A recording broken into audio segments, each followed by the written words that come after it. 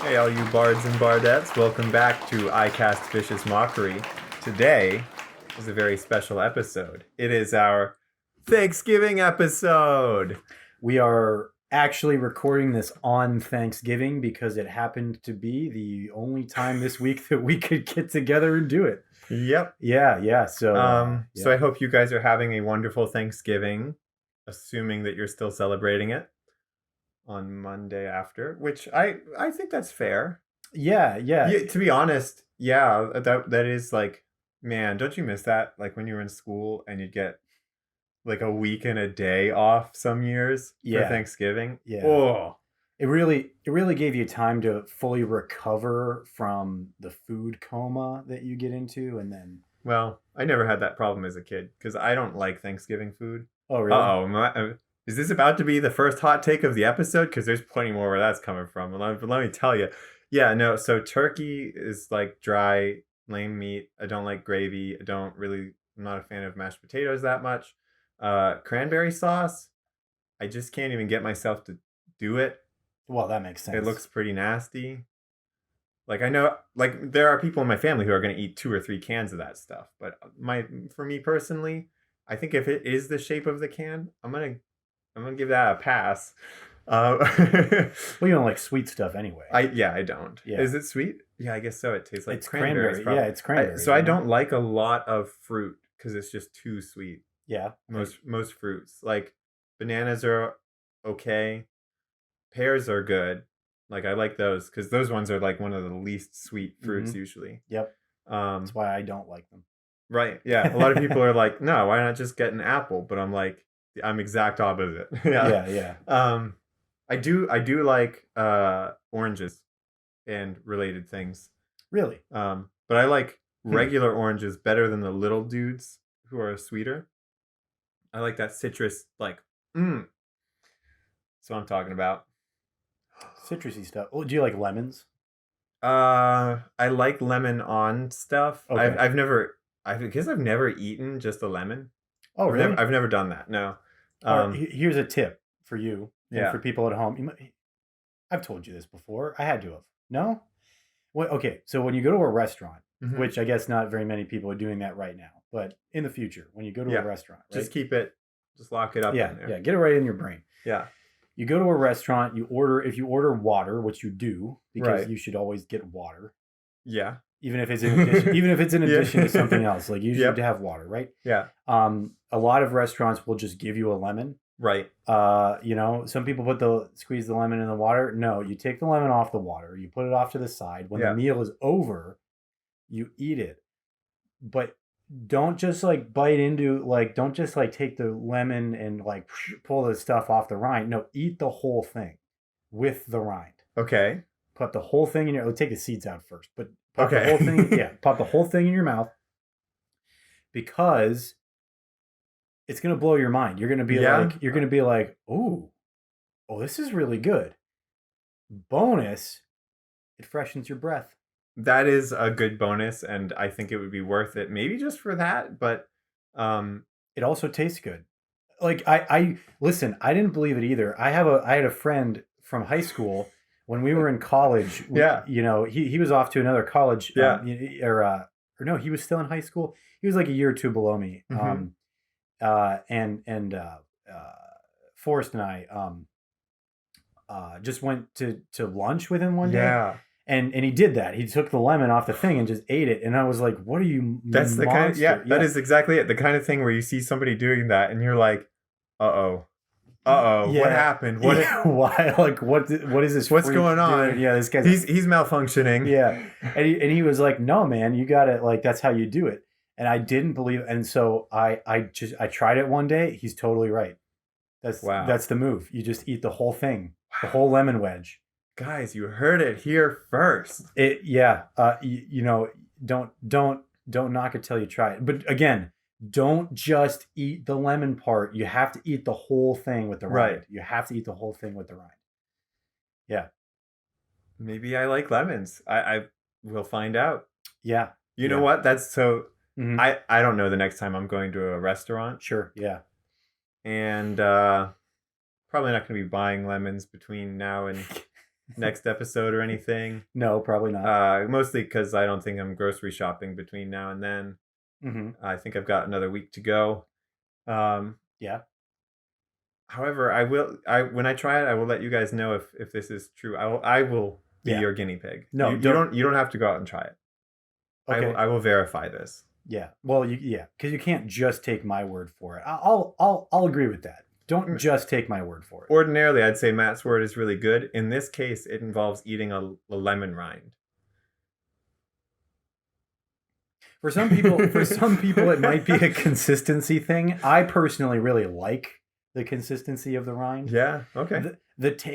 Trust me, if you're worried about the taste, don't be. Because so I had lemon zest from a rind as a on stuff. Mm-hmm. So okay, I'm feeling like I'm getting it. Okay, I'm getting this. I think I'm on board with it. Yeah. The way it works. Yeah. Because the rind is really, really, really bitter, and the lemon is really, really sour. Yeah. Put them together, they cancel each other out, dude. So it's just a little bit citrusy. Yeah, and then, you just get the good and none of the bad. What? It's crazy, dude. Because when you eat eat the fruit of the lemon, you're like, yeah, it's pretty rough. And if you eat the rind, you're like, ugh, But both of them together, are orange peels good? Perfect. Is it are they too bitter for it to it doesn't do the same balancing act? Yeah, because the sweetness of the orange, I don't think counteracts the bitterness of the rind. Well, now I got to try both. But I don't know. I've never tried it with an orange. I'm gonna try it with an orange, guys. I've never tried with an orange. I don't know. Lemons, though, I'm telling you. What have I gotten myself into?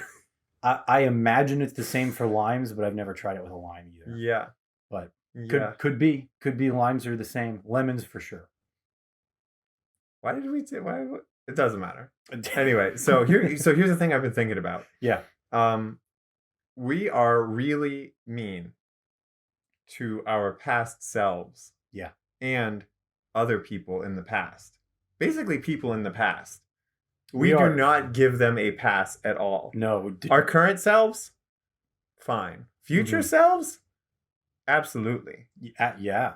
But here's what I've noticed. So at work or anywhere really. Yeah. When you see somebody complaining about something wasn't put back properly. Sure. Look at how mad that person is saying that. They'll be all red. They'll be like, why isn't this put? If they saw that person looking around for the place where this thing goes and then just going I'll put it right here for now. Do you know what?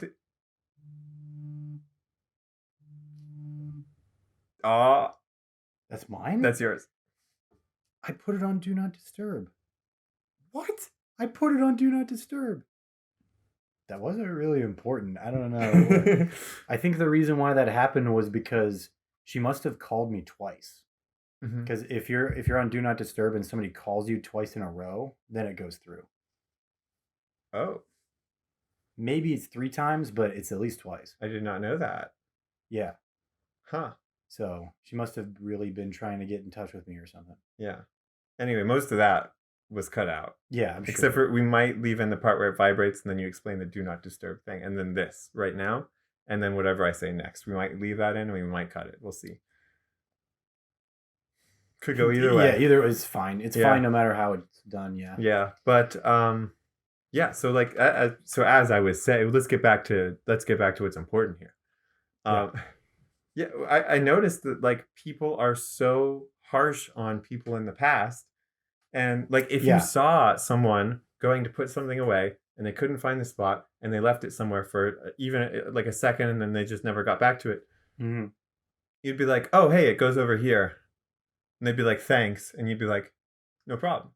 And it would just be so fine. It would be so fine. But then later on, if that happens, you'd be like, everybody around here is so unorganized and nothing goes where it's supposed to be because it's all they're so mad. Yeah, and it's amazing to me because they're so angry at the people who are there next it's the same people. Yeah. Just they're in the past. Or it's not even a different person. It's just themselves. and they cannot cut past them some slack, even though they know that current them is under all sorts of stress and strain. Some of it brought on by their past self, let's be honest, but Right. like they know that that's the case, and they give themselves slack now. Well, in some cases, some people don't. Some people do. I'm one of the people who doesn't really very much. I'm pretty tough on myself, generally speaking. Yeah, I did that last night. I was actually like going to put some stuff away, and I like grabbed the wrong thing. Yeah. Like, you know, it was like really similar, but not the right thing. Yep. I like got all the way to where I was gonna. It's like heavy stuff too. Like I have a dolly, you know. Yep. And I got like all the way there, and then I saw that I grabbed the wrong thing, and I was like, I'm such an idiot. I can't believe I grabbed this thing instead of this other thing. But then, like, if you were there in that second, you'd be like, oh, oops. yeah, exactly. It wouldn't be a big deal. Yeah. Well, if somebody else did that, I would be like, whatever. You know, right, like, exactly. No problem. Exactly. You know, like if you saw someone do that, you would help them. Yeah. Or at the very least, you'd be like, okay, that happens. People do that. Yeah, just go get the. Like if you were seeing it happen. Yeah. If someone put that in the wrong place and you came across it later, well, I'm not saying that you would do this, especially now that we're pointing this out. But if you came across it later, you'd be like, who put that there? Whoever that is, they need their hands cut off. Right? Like that's the kind of thing that people think about that. Yeah. Well, me personally, I don't know. I feel like I really, really would. Well, I feel like if it was a peer, right, I would be like, this is true. I know this is true of myself. If it was like a peer or something that did something wrong like that, especially if it wasn't a normal thing, like if it didn't happen like a lot, okay, yeah, I would probably be like, oh, they must have put this in the wrong place, and I was like, well, that's a pretty easy mistake to make. That's no problem. Yep. I think that either if it happened all the time, or if I was in charge of them, I feel like I would get a little bit more upset about it. Yeah, so that's true too. Like if they always misplace stuff, but then again, if that's happening and you're in charge of them, then you should help them. Well, yeah, because look whose fault it is. Yeah, exactly. Like they don't know what they're doing because guess what? Guess what? Yeah, you didn't tell them. Yeah, exactly. Should have probably showed them. Right. I'm gonna bring this to D&D real fast. Maybe in a way that you weren't thinking about already. That's fine. But how this relates in my mind is the responsibility. Like the DM is sort of like the leader of the group.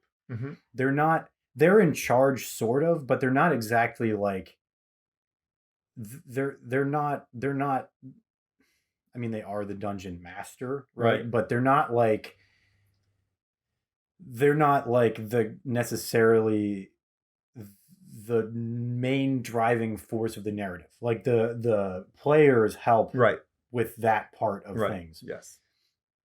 But if a player like clearly doesn't know like what's going on, the other players can help them, but like it's kind of the dungeon master that ultimately has to be like, you shouldn't like be like, oh, you didn't know that thing, so now your character is dead. Yes, that is not usually good. Right, exactly. if the player is clearly doing something that is like definitely a mistake, yes, like something they don't mean to do, then you should be like, by the way, if you do this, then you can't do this, or this is going to be the result of that. Yes. Do you still want to do this? Yeah, you can you can always be like, this is very likely going to kill you. Are you aware of that? Yeah. And then if they're like, yep, I'm going to try it, then it's fine. Yeah. Right? Like they knew it was coming. If it's something like that, that there's a misunderstanding clearly, like they didn't know about how the rules work for this thing. Yeah, you gotta fill them in. Well, there is the other problem with that too, which is the player expects to be able to do something, and then the rules, it turns out, indicate that probably that's not a good course of action. Yeah. And I guess navigating that can be a little bit tough because you don't want to be. I mean, I guess it's the same as like when you're working with customers at a job or something like that. Like if you're a customer service person, sales, or sure, even I don't know, all sorts of things like that. If you're like, nope, we can't do it, like that's first of all almost always wrong, right? Like there's probably a way you could do something, but second of all, it's like not. It's just not good. Like it just makes everybody feel bad. Like, oh, you have to feel bad. I have to feel bad because there was just nothing we could do.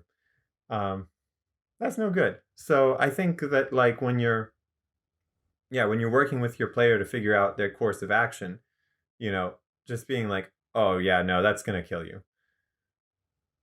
That's not a good way to do it, right? Like you've got to try to find some alternatives that are close or things like that, right? Like, yeah. Well, so in our game, right, this kind of happened. Yes, during combat. Yeah, right. So one of the characters, who's a rogue, and she's pretty new. Actually, this happens with to D&D, the player. This happens with every person who plays a rogue. Yeah, I was gonna say because it happens with. I think it happens with Clint McElroy in the Adventure Zone graduation. Like he's like, all right, so how do I wanted to make sure I get this. Yeah, because the sneak attack thing. Right. The sneak attack thing. And so because it boils down to a big fancy D&D term called action economy, and they're like people kind of sit in a lot of different spaces with this. Some people feel like they should be able to do more with their turn, right? And some people feel like they're doing too much already when in fact they can do more, right? And it just kind of depends on it could depend on perspective, but so this player wanted to she wanted to be able to sneak attack. Yes, but there were no other characters in melee with that particular creature. There was nowhere in the immediate vicinity to hide. So I tried to help her, figure out a way that she could hide if she wanted to. But then she didn't want to throw anything from a distance. So there was really no way to do sneak attack like up close. Right. At all. Yeah. Like that wasn't happening. Yeah, because you really at lower levels, I mean higher level rogues, they have some nifty stuff like the ability to sneak attack a lone target. Yeah. Just by walking, you basically just walk up and kill them. It's like assassin rogues can do crazy stuff at higher levels. Fun stuff like that. Right. But anyway, yeah. So there was a couple of, so like we restarted her turn a couple of times because she was like, oh, I want to do this, and then she was like, oh, I can't do that. Okay, I want to do this then, and ultimately she decided she wanted to go up to the creature and do two weapon fighting, and she wanted to hit him with both of her attacks, not a sneak attack, which is that's good for a rogue too. Right. Yeah, exactly. I'm not saying like there's no right or wrong answer for what she would have done. Yeah. I was just trying to help her understand what she could and could not do. Right. Yeah. Then the thing ultimately was she said she wanted to disengage. Oh, right. But, so if you attack and then disengage, you can't. You can't. Do that because two weapon fighting uses the bonus. Offhand attack uses your bonus action to do that attack, so you can't use your bonus action to disengage. Yeah, and that stuff is confusing. I think especially on a rogue, right? Yeah, that's what I would say because the rogue's action economy, like they have feats and skills and stuff that look like it's an action, but it's actually an action bonus action kind of thing, like two weapon fighting. Yeah. And then they have stuff that like looks like it's an action, and then it turns out it's only a bonus action, or things like that. I mean, you got to really get in there and like. Yeah. So I think ultimately it's. You know what though? What's that? So here's one thing that I like. Okay. So we're gonna talk about the Adventure Zone for just 30 seconds here. Yeah, sure. The Adventure Zone, you should go listen to that. Yeah. Awesome D&D game by the McElroy brothers, our own personal brothers, actually. Yep. I would say, and our dad. Is he our father, or is he one of our brothers? I'm not sure how we're related to Clint. But anyway, anyway. One thing that I like is that they kind of run down people's new abilities with the whole group as they get them. Yeah. That feels pretty good to me, just because Well, for people listening, there are a lot of people listening to that show who don't play D&D or who are not that into it yet. Yeah, because maybe they were into My Brother and Me, and they just want more That's good for those content. people, obviously. Yep. But the other thing is, like, it gets the whole party clear on how this thing works, and then that's when you can explain all the, oh, so when I use this, it goes like this. Rather than just having the players kind of be on their own for that or things like that. It's nice to have everybody, because then anyone who knows about it could explain, like, oh, this is how you use that. That's a really good a really good feat. This is how you use it. Yeah, and also it allows you to, like, knowing the other party's abilities allows you to make better decisions in combat too. Yeah.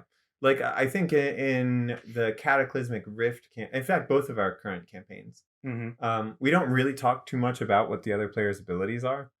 And it can go either way. There are definitely some campaigns where it's better to not know, just because it's easier to role play and stuff then. Like, you have no clue who this person is. Right. And both of our campaigns, it was just people who were thrown together just by chance. Well, not exactly chance. It's like fate, probably, but yeah, something like that though. But it's, well, what's the difference between fate and chance? Well, that's what I'm trying to say. What's the difference? That's what I'm trying to say. What's the difference? You know, fate is the past tense of chance. Yeah, exactly. So, or the future tense of chance. Yeah. Not sure. I guess chance is the present tense of fate. Let's say that. Yeah, there you go. So it's a linguistics podcast again. I always love when it's a linguistics podcast again every episode. We're gonna make it even more linguistics podcast soon. Yeah. I mean, that's all. But I think that's good for that. Yeah, well, we're getting it. We're getting somewhere. Yeah. So knowing your other party members' abilities is good, and it's good to know that stuff. But having everybody on the same page, helping to create the story, is important, because then you can have the ability for the DM or other party members to throw in some ideas for you of how you can use your things effect. So actually, though, there is another thing to this, though. There's a tendency that people have when doing things to not want help from people. There are a lot of people who, and that I'm big time. That's me. Yeah. When I'm doing stuff, I don't want help from people generally. However, we could thank Jane McGonigal for this. She's actually done research and stuff on it. My favorite Harry Potter character.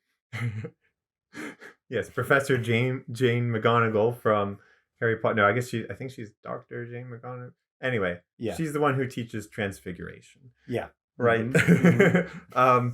No, so the book's super better, and like the whole thing about that is, like, when we play video games, we have this tendency to be like, it's just a game, doesn't really count. I'm gonna look up strategy guides. I'm gonna look up cheat codes. I'm gonna learn everything about it. I'm gonna get help from anybody who will help me. I'll look it up on YouTube and see how to beat this boss and stuff like that, or how other people do it, at least.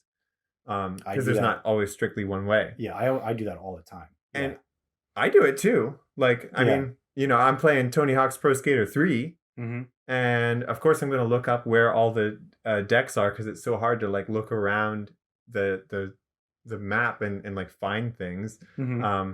Whereas, like, skating up to them is a little easier. So if I know, well, it's not always easier. Sometimes it's hard to get the right grinds and the right combo going. But if I know where I'm headed, that's good. It saves me, like, hours of just doing the same thing over and over, trying to find all the secrets. Right.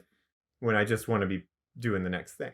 Like, I just enjoy the game. So even somebody like me who normally doesn't want help for anything, I'll take the help on a video game. Now, D&D could go either way. Like, for me personally, when I'm playing as Liam or I'm playing as Edward, well, yeah, of course I'll take help, because they're not me. Like, this isn't me in the game, right? Oh, and they're not related to me either. Like, they're not me adjacent, or anything like that. And what they do does not reflect on who I am as a person. Sure. But I could see an instance where if I'm playing as a character who is like me in any way, I'm not saying they're not like me at all, actually. They are in some ways. But if I'm playing as a character who is my avatar in the world, I could see myself not wanting help. You know, like don't tell me what to do. I have to figure this out. If I don't figure it out, it's bad. Like I need to do this. I can see that happening. Yeah. I see what you're saying. Yeah. I guess the only, I mean, I don't really see that being necessarily a bad way to think. The only, I just think it's something you have to take into consideration before you give advice to people. Oh yeah, like where are they on that? Yeah, because there are people who are the opposite, who are like, I don't know what I'm doing. Somebody please help. But they don't want to say anything. Yes. Right. Like there are those people too. I sometimes fall into that category. Actually, I would say. Yep. Where I'm like, I don't really know what to do, but I don't want to ask for help because I don't want to put anybody out, or exactly, that kind of stuff. Exactly. And maybe that's what it is too. Yeah, a lot of people feel like they shouldn't ask for help because everybody else is doing it on their own. So I guess I just have to keep up. Yeah, and it's like why I like, or I should know my character, how my character works. Yes. I don't exactly stuff like that. Yeah, like I don't want to ask for help because, Yeah, especially me. I mean, when I play, I don't really like if I'm not. I feel it feels weird to not know what to do, right? Because I'm like, man, I know this game inside and out, right? How come I can't But what do you like? It's so different being on either side. Being a dungeon master and being a player is very different in terms of experience. Because players just get experience from combat, but dungeon masters get experience from everything. Yeah, man. But I think that if you're trying to be a dungeon master without first playing games and being a player, that's not good. Yeah, I've done that. And it's hard, but also it's a little easier when none of your players have played either. Yeah, okay. If you're all new, maybe it's not so bad. Yeah. The only tough part was that I expected myself to build such a complex world that was fully the backstory went back 10,000 years at least. I mean, plus there's the whole creation of it and all that kind of stuff that I understand the mechanics of, but would need to put in 1,000,000 hours to make it work. Right, and then you would run the game and be really either disappointed or something when it doesn't go how I expect, and when 90% of that stuff never comes up. Yes, and it was and nobody cared. Nobody cared. Nobody cared. Exactly. Part of being a dungeon master is you just really want your players to care and be invested in what's happening. Yeah.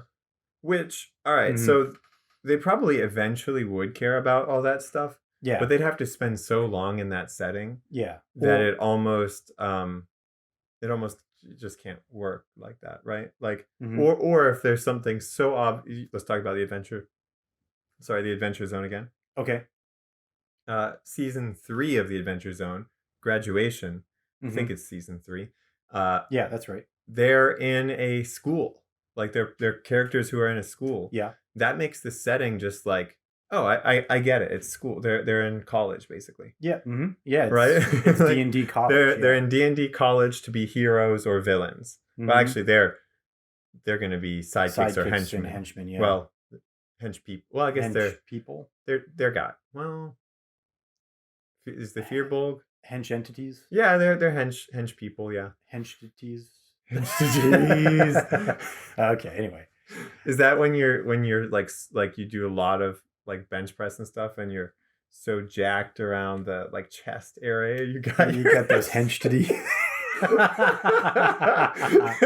Yeah, it's like that. It's exactly like that. Okay. Well, I guess we found our episode title. Yep. It's good. Up until now, people are like, "What the heck is Why? this?" What does that mean? Okay, that's my favorite. All right, I know what it means. Let's on to the next topic. Let's talk about. We'll see how quick we can get this. Okay. Inspiration, homage, and plagiarism. Is that that's not a French word. Actually, it might be, but it doesn't matter. I'm not gonna. We're not gonna be that much a linguistics podcast. Yeah. So yeah. So we're talking about when you're creating characters, settings. That covers everything. I should have thought of a third thing, but magic items. That's part of the setting. Okay, yeah, it can be a separate thing. Anyway, so when you're creating stuff, when you create things, yeah. Now, let's one side note first. We're talking about inspiration, homage, and plagiarism. Plagiarism has a pretty negative connotation because of the illegality of it. Yeah. But like for playing at home, it's totally cool. So yeah, it's just it affects the feel of the game if you do it. Yeah. Especially if everyone knows, right? Like if you're like, oh, I'm playing Kenshiro from Fist of the North Star, and that's like your character. Yeah. Well, all right, yeah, but then you have to act like how they are in this setting, and like that affects the setting too. Because like, why would someone be Kenshiro unless the setting, allows a person like that to exist? Right. If that makes sense. Yeah, I see what you're saying. Or they have to come from the right place. Right. They have to come from the right place. And what if the right place doesn't exist? Well, right. Like possible. It just doesn't mesh with it. Sure. That's something you could run into. Yeah. The only time that plagiarism really would affect anything in a D&D game is if you're planning on streaming and monetizing it, like using it for that. You can't, because you can't straight up use characters from other media. Yeah, I don't think that would be a good idea. But just at home playing with your friends for fun, do it. Do it. Yeah. So I think the other characters. Actually. Yeah. It would be great to have a crossover campaign where you just play as a bunch of characters from different stuff. Yeah, that'd be fun. That would be awesome. Yeah. So first of all, try that out. Yeah. What you want to do is you want to go on YouTube and find I'll be able to think of a channel to put in the homework or at least in the show notes to check out because there are people who will do breakdowns of how you can play different characters from different media. You can find anything online. Watch a couple of those, get some good ideas, and then you can come up with your own builds and just slowly work on and just see that character form and grow. Yeah, that could be some fun stuff. We've talked about some of those on the show. If you want to play Hollow Knight stuff, we sent you guys that in a previous episode. Naruto stuff, that was like what, 300 pages worth. And that's some full setting stuff too. Yeah. Like but you can also just throw them into the wrong setting. Yeah, just take the characters and throw them into wherever. I mean, that's fine. Do expect them to stink as much as any level 1 character when you start though. Yeah, if you're like I want to play Goku, Goku's not going to be Goku at the beginning. No, he's like going to be baby Goku. Yeah. Without the ability to transform into the Ozaru. Like it's just not sorry, your level 1 fighter probably is what Goku would. He might be a monk. It's actually unclear. It could go either way. He does big energy blasts as his attack. There might be new Tasha fighter subclass that might yes, that's right. Yeah, be a good one for this. But yes, in fact I think that's kind of what it is. Yeah, for psionics. Anyway, let's talk about inspiration next. So I love taking inspiration from other things. Yeah, when making a character or something like that. So this might be a good time for me to talk about a campaign that I ran. That you weren't a part of it. Yep. I was forcefully excluded from. No, I'm not. It's fine. I don't. Everything's good. I don't know exactly. I think because it was just like a couple of. Well, I felt like no, we don't need to explain it. Anyway, but just tell us about the campaign. So, it was like I think it was the first campaign I ran. Yeah, and that's what I did. I literally it must have been the holidays of 2017 or 2018 because Hmm. I had just purchased the Breath of the Wild like deluxe edition, Yeah. and it came with like a map, like a really nice map of Hyrule. Oh, okay. Yes. So what I did was I laid out the map of Hyrule. I picked some locations of the actual game, Hmm. and I took characters and things from other media, and I just kind of like I just used the stats for various D&D creatures, and I didn't really change them at all. Hmm. And I just kind of picked and fit, what I thought was cool, and I put them in various places. And the game didn't really have a goal. It was just like, here, you can go to these places and beat these people and Yep. do these things, right? It was a lot of fun. Hmm. The characters, it was Forrest, Carly, and Colin. I think were the only players. Yeah, I think I that seems to be right. Yeah. We had some guest appearances at certain Yeah. points, but I think those three guys were the only players. And man, if I forgot somebody, I'm gonna feel really bad. But I'm pretty sure it was just those three. Uh, so their characters were just characters they made. Right. I don't think they based their characters off of any media. I think they kind of made their own unique characters, which was cool. But and I know you won't recognize all of these media sources, but they faced off. Well, they met like Gandalf, and he helped him Hmm. out. And I think separately also Dumbledore. I put in there, and they were like the same person because I was like playing them the same. Um, but they met. They battled against the what's he called, the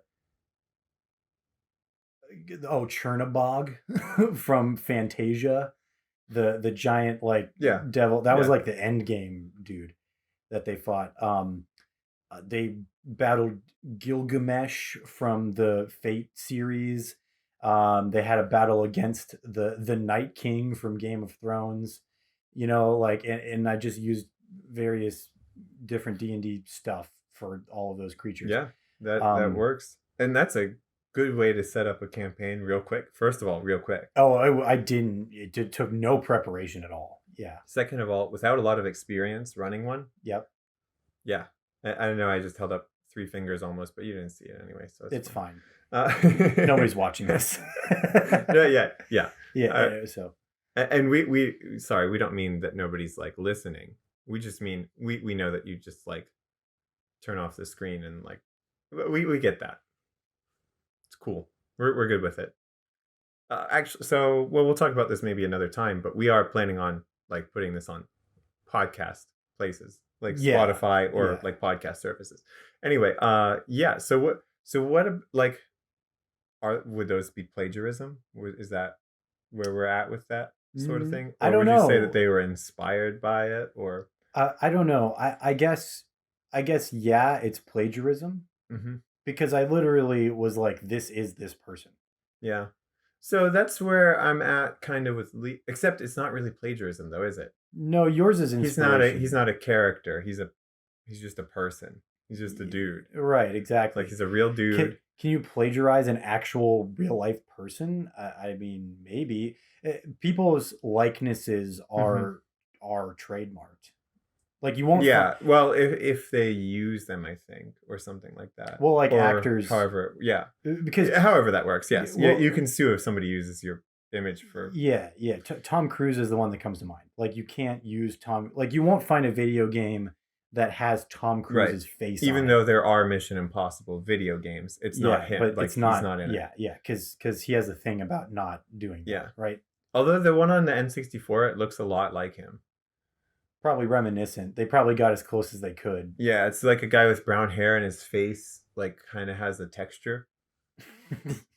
That All you're right, so describing Tom Cruise, yeah. yeah, I mean that's pretty much N64 for you. So what about like yeah, I guess that is getting into the realms of inspiration. Is like because also, I mean, an actual person is as affected by the world around them as they affect the world.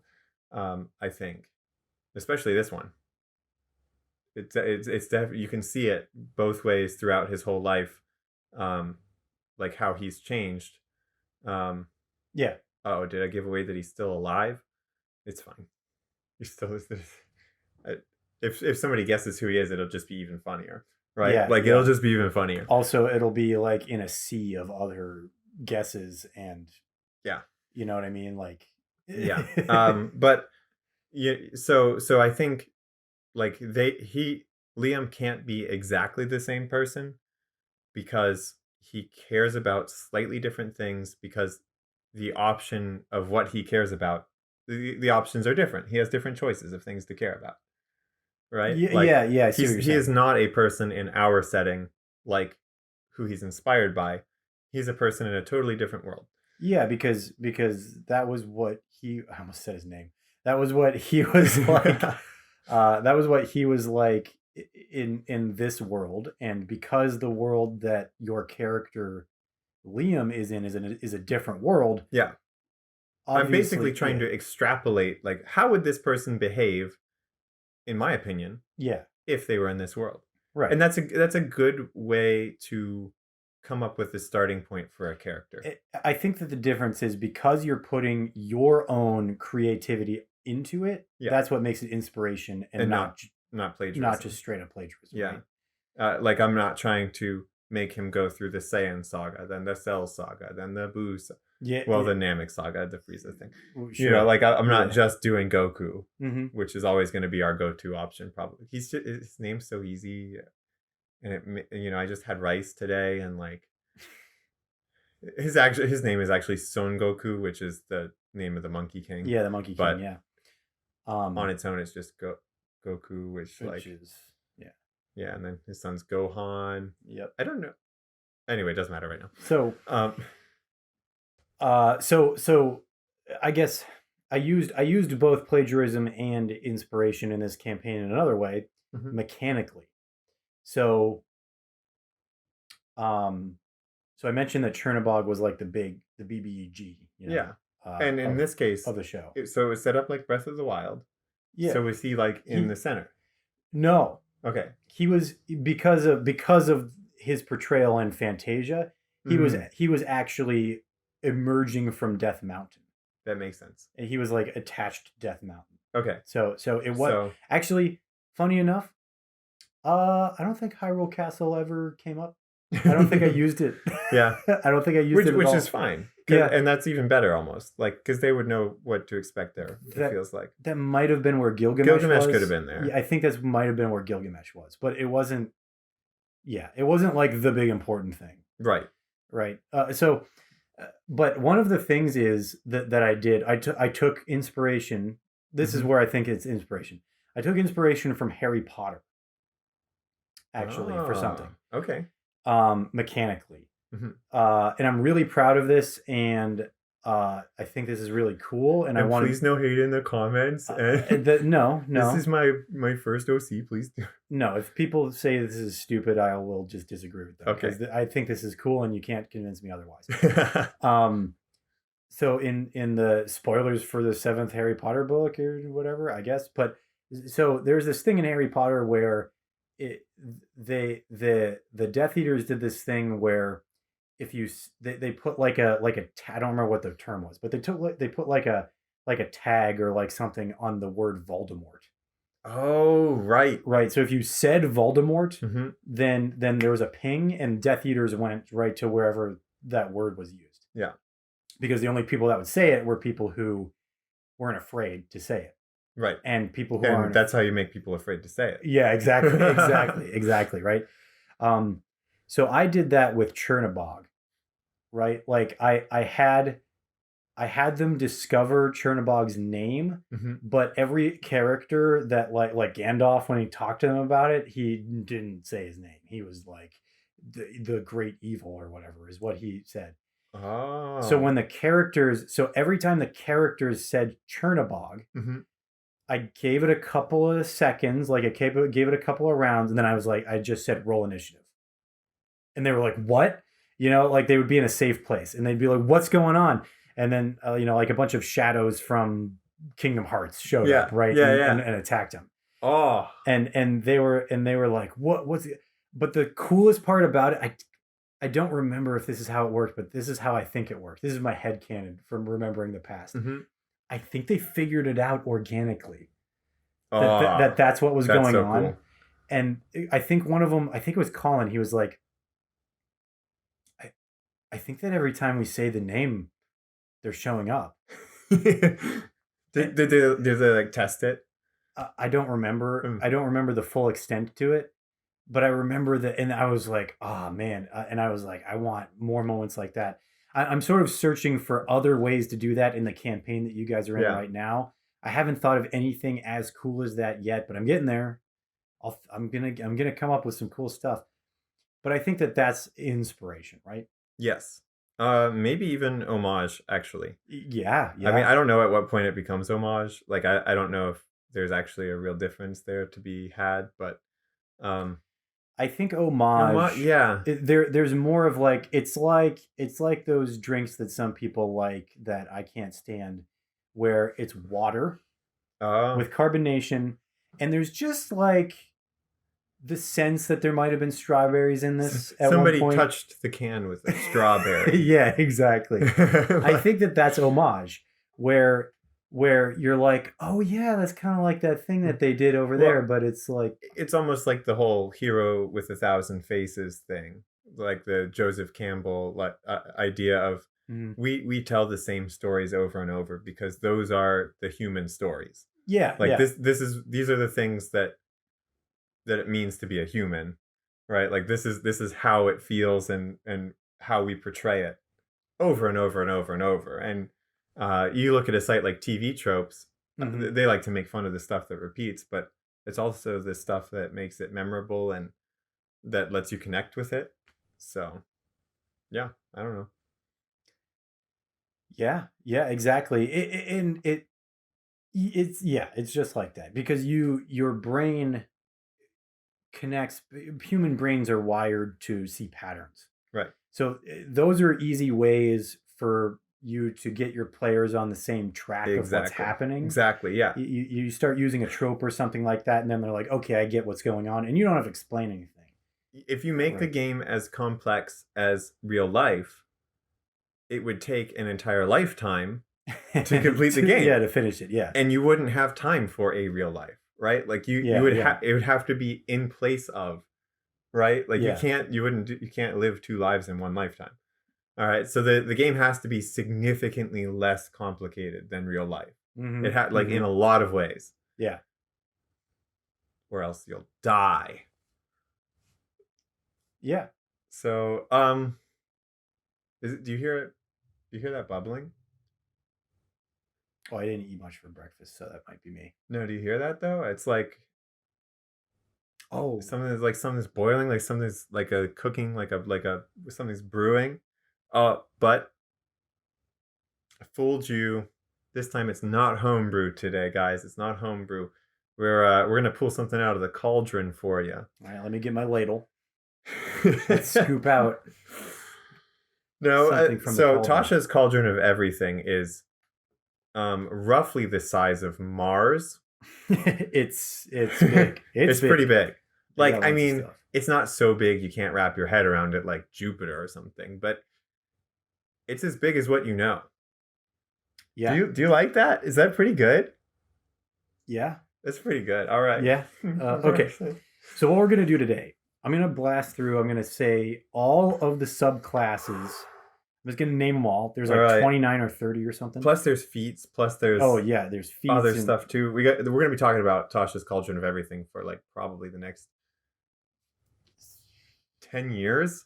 Maybe till the end of the year at least. Yeah. But I'm just going to blast through and we're going to judge a book by its cover here. You're just going to tell me if the name of something sounds cool and you want to know about it. Yep. Just, you can stop me or we can get through the list first and then you can tell me which ones jumped out. Read through the full list as absolutely fast as you can. It's okay if you fumble and stumble. Okay, Artificer, Alchemist, Armorer, Artillerist, Battlesmith, Barbarian, Path of Beast, Path of Wild Magic, Bard, College of Creation, College of Eloquence, Cleric, Order Domain, Peace Domain, Twilight Domain, Druid, Circle of Spores, Circle of Stars, Circle of Wildfire. Fighter, Psi Warrior, Rune Knight, Battlemaster. That one's kind of like half of a thing. Monk, we already talked about it. Paladin, Oath of Glory, Oath of the Watchers. Ranger, Fey Wanderer, Swarmkeeper, Beastmaster Companions. That's also a supplement thing. Rogue, Phantom, Soul Knife. Sorcerer, Apparent Mind, Clockwork Soul. Warlock, the Fathomless, the Genie. Wizard, Blade Singing, Order of Scribes. Oh man. Okay. Let's start with the College of Creation Bard. College of Creation Bard. Yeah. All right. So bards are one of the classes that I am most interested in and least knowledgeable of. Really? Okay. I would have thought bards were dumb if it wasn't for Scanlan from Critical Role being the best character on that show. Well, I just like the idea of being like some charismatic character who comes in and like just, you know, sweeps people off their feet in a way, and like that's your deal, is like you know, people just can't resist your charm for whatever reason. You just are a cool dude. Yeah, you just and that's yeah. Right. Like this guy can punch 40 times per round. This guy has these crazy spirits inside him that turns him into a Super Saiyan, and then you are just suave. Yeah, man. People just like you. You're killer. You're killer. Yeah. There's something fun about that. Okay. So plus I like music and yeah, oh yeah, that's a big part of it too. So I'm just gonna talk mechanics probably. Yeah. Just to make it simple. So you get a mote of potential here. So it's like an intangible thing. It floats around you. Think I don't know if you're familiar with Ioun stones. Yeah. Yeah, they kind of like float around your head. I mean, I know what an actual mote is too, so. Well, sure, yeah. That's true. So this is basically bardic inspiration stuff. And you can flavor what it looks like. So you can make it look, it gives you examples. You can make it look like a music note, like a star, a flower, something like that, right? Yeah, this star just floats around me. But your bardic inspirations do other things depending on what you use it for.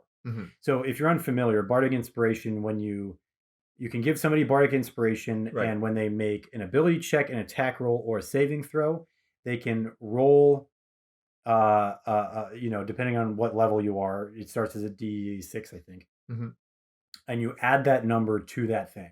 Right. So it just gives you it's like the bard's like main thing that they do. Yes. Right. So if you add this mote to an ability check, then you basically have advantage on it. Yeah, you get to re-roll. So you can roll the bardic inspiration, and then you roll it again, and you choose which one to use. Yep. For an ability. Oh, and actually, let's go down too. Let's go past the specific mechanics of the early stuff, and let's see what this ends up being. You want to know like end game, what you get at the very end?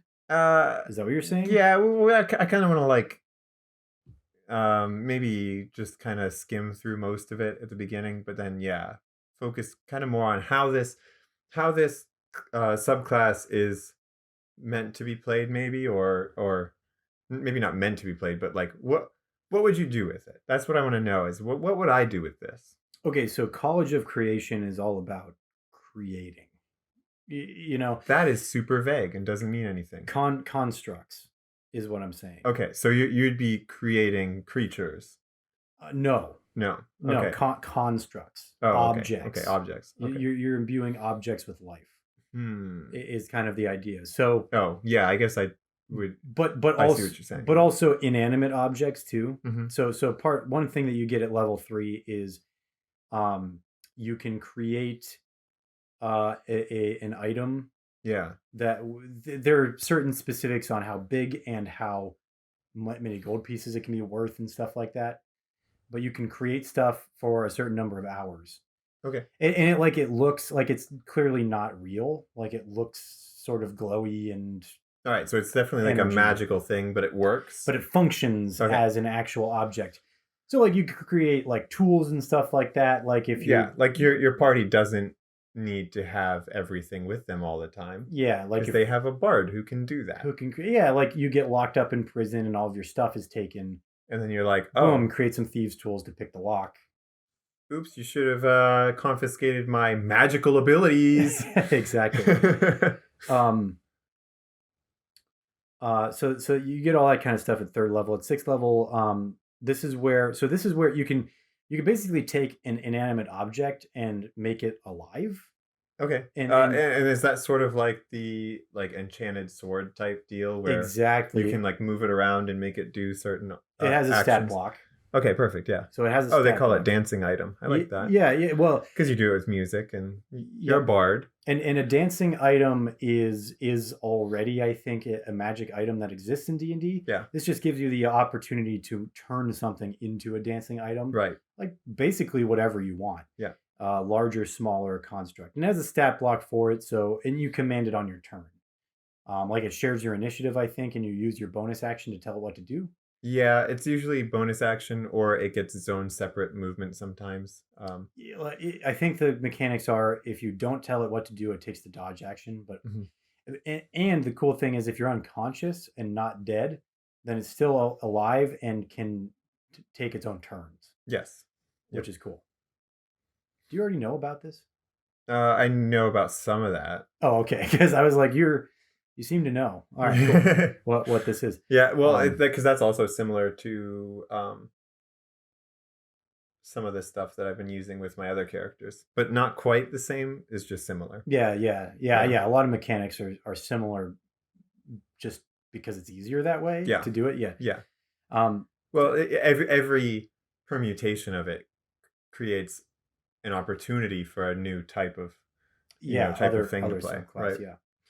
And then at 14th level, this is where you can now, this basically increases your ability to create objects. Your objects can be bigger and you can make a lot more of them. So you can create a number of objects equal to your charisma modifier, which could be up to like 5. Yeah. Or more. Yeah, exactly. At higher levels. Yeah, I mean, what level? 14th level, you're probably going to have 6 or more. Yeah. Yeah. You'll probably have a 20 by then. Well, a 20 is plus 5. Oh, true. Yeah. But you can get above the 20. Yeah, you probably will too. But only one of them can be the maximum size you can create. The other ones have to be small or tiny. That's still really good, because I would think if you made one the maximum size, you wouldn't be able to do more. Yeah, like what? Yeah, exactly. Although, so what would you create? Tell me about it. Me? Yeah, what were you gonna make?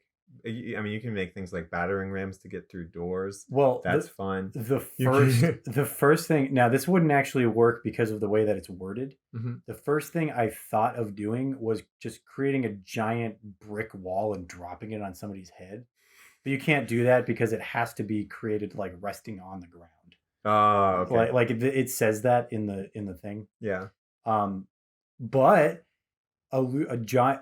I don't see why you couldn't create like a large brick wall, and then have somebody else knock it over onto them. Or if you can make enough things, you might be able to build a structure and then drop something heavy on somebody. Because a tiny piece of uranium is enough to put a hole through someone. Yeah. So if you build like a big scaffold above them, all right. So it's going to take too many actions to set up very well, but we'll try it. We'll see how it goes. Well, I'm thinking it would be that would be sort of like a combo move. Yes. Like you get your barbarian or fighter or somebody with strength to go up there and drop it. Yeah. Oh, by the way, at 14th level, you're no longer limited by gold piece value with the things you create. So it disappears after a number of hours, but because bards are so charismatic anyway, you could be like, "Hey, I got you some whatever this is." Yeah, like you have unlimited money basically. Like, go like at that point. I know like the objects are like don't look like real objects, but I feel like if you rolled high enough, you could convince somebody. Yeah. You couldn't convince anybody every time. No, but you could convince somebody. Some people sometimes, for sure. Right.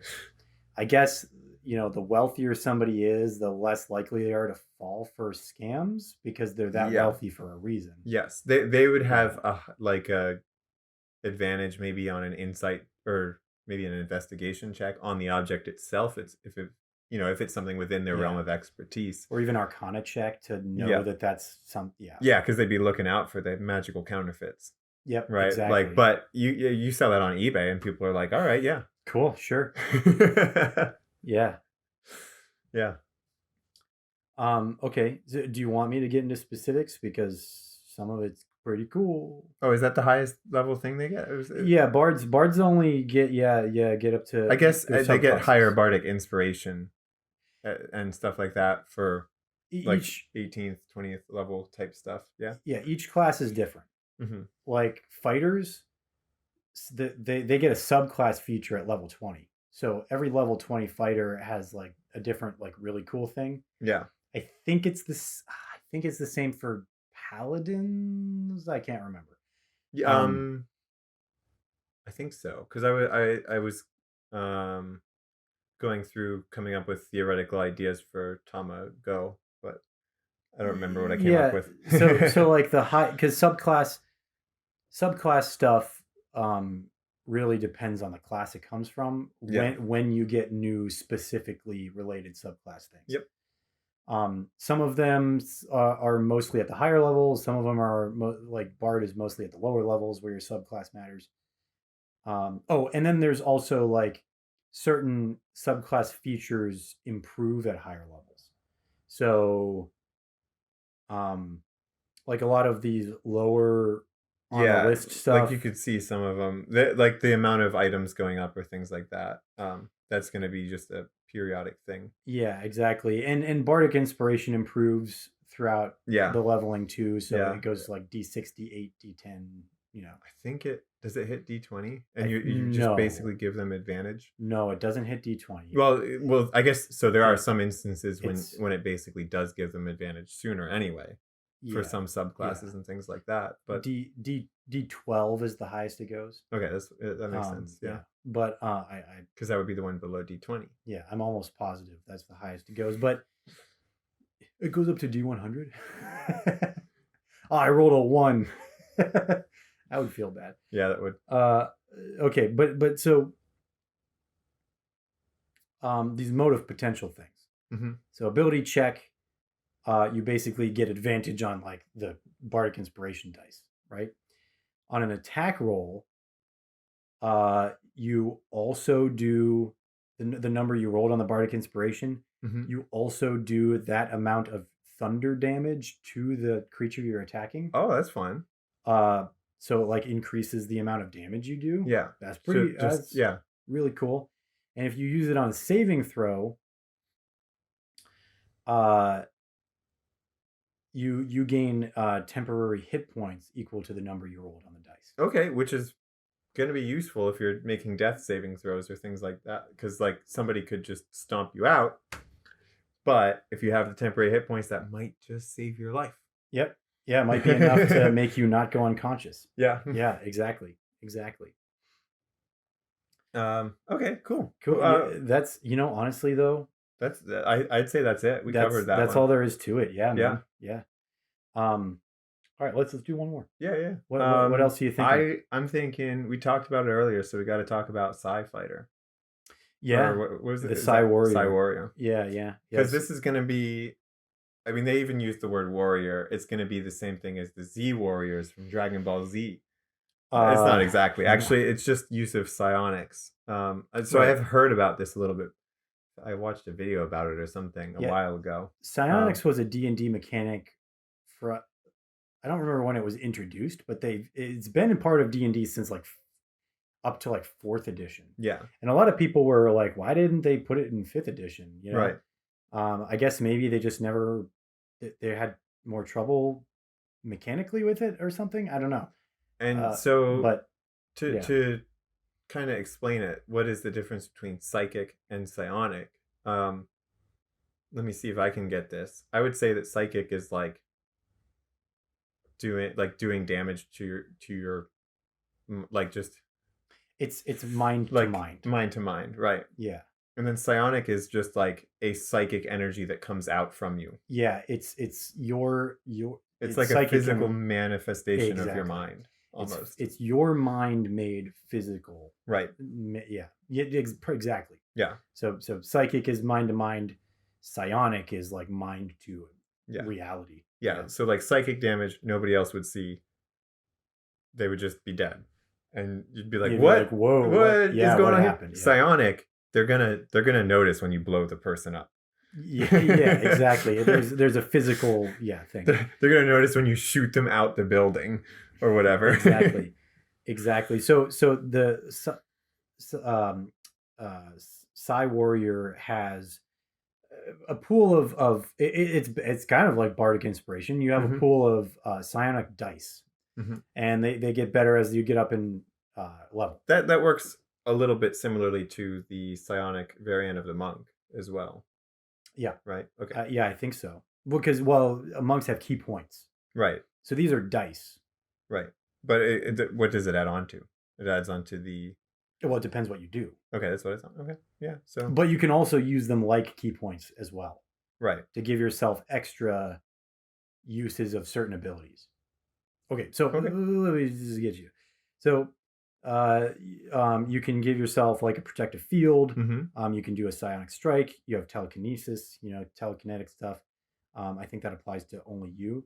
And then like at higher levels, you get more powered up telekinesis. Psi-powered leap, that's pretty useful. A leap, a thrust, guard your mind, do like a force thing. This is like if you were like, I want to be a Jedi, this is your subclass. Yes. Yeah, in fact, it does operate very similarly to a Jedi. Especially that's why they put in the psi-powered leap, because people like immediately they'd be like, all right, so I have these psychic powers, I can push things around. Why can't I push myself? Guess what? You can. Of course. Yeah, absolutely. Of course. And then you get you by the end of it, you can basically, I mean, keep in mind this is a fighter subclass. Right. This is pretty this and the rune knight are pretty magical for a fighter. Yes. Up to and including the fact that at 18th level you can basically cast the spell telekinesis. Yeah. Is it at will? No. Or a certain amount. Now it doesn't require components, which is pretty awesome.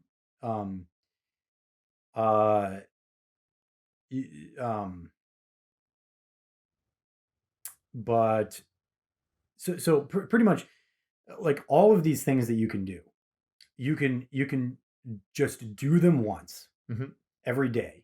Yep. Like per long rest, you can do them all once, and then but you can also spend one of your psi dice to do them anytime you want. But you could also be using those to enhance damage rolls and things like that. Yeah, certain attacks and damage and stuff like that. Okay. So it becomes, because that's like a warrior thing. Yeah, exactly. Yeah. It becomes a trade-off between, do I need these skills or do I need to do damage? And like how much do I need to keep in reserve? Yeah, it's a nice balance, because you'll be thinking like, should I use this now for like utility purposes, or should I save this for when we're in combat? Right. Essentially. Right. Yep. That makes sense. Yeah. Yeah. That's pretty good. And it is. It's cool. It's really cool. I will say that there really aren't too many instances where you roll them as dice instead of just spending them to do the features. Yeah, I could see that. They're mostly at higher levels. At lower levels, you're probably going to be adding them to damage a lot. Oh, true. Yeah, because they're not a significant amount of additional damage, unless you crit. They do increase quite a bit, actually. How much do they increase to? D12s as so well? They start as D6s, yeah, and then they go 5th level D8, 11th level D10, and 17th level D12.